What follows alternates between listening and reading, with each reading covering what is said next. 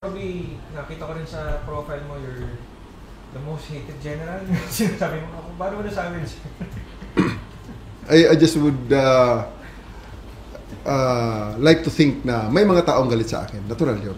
Pero I would like to believe na mas marami pa rin ang Pilipino na sumusuporta sa ating ginagawa at ako'y nagpapasalamat sa kanila sa suportang ito. Yes, ako'y naniniwala. May mag-comment, sir, even sa social media, yes. they're commenting what you're doing. Kasi kung titingnan mo naman, ang mga karamihan sa mga galit na galit sa akin ay mga trolls. Walang kakayahan na magpakita ng kanilang mga mukha dahil wala naman talaga sila mga mukha. Dahil unang-una hindi naman sila mga tao. Bots naman sila eh. Fake account sila. At hindi prinsipyo ang kanilang sinasabi. Ang mga sinasabi nila ay ginagawa nila dahil bayad sila. Di ba? Troll sa mga yan. Meron bang malakas ang loob na magpakilala at mag-spew ng vitriol against me? Oh. Everything is yun, nakatago. May mga ilan of course na mga hardliner na ngayon nga i-challenge ko nga at nasasagot naman natin ng maayos. Kasi pag maayos ang kanilang complaint, maayos ang kanilang sinasabi, maayos din natin sinasagot. Ngayon, pag minura nila tayo, hindi ang sagot natin ay silence na lang. Pagbigyan natin, sige, nire-respeto ko ang iyong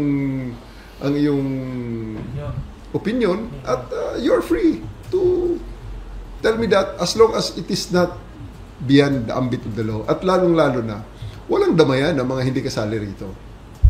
And you're referring to your family? Yes. Your family. Yes. Sir, speaking of that, since na-open mo yan, sa mga ginagawa mo, sir, siyempre, sanay ka na rin sa kaso and threats, but your family, dinadamay na? Damay na damay. Kaya nga ako ay ako humingi ng pasensya sa aking pamilya at sa aking mga kaibigan. Pati mga hindi kasali, remotely associated with me, ay hinaharas eh. Sige lang, ganun talaga. Nakalaban natin mga taong lawless talaga. They're lawless. Ang alam nilang lengguwahe lang is lawlessness and violence. Alam mo, sir? Alam mo, Sir Jeff? Alam mo, Sir Alfred? Kung may mga tao, sa totoo lang, real talk, kung may mga tao na gustong-gusto ang sistema ng Duterte, na dapat gustong-gusto namin, na talagang ito, yung mga armado, especially mga pulis na gaya ko, dapat gustong-gusto ko yun. Bakit? Kasi kung galit ako sa iyo, napakaraming paraan para gantihan ka ng wala sa ambit ng batas. Di ba? Ngayon may inimbestigahan nga, oh.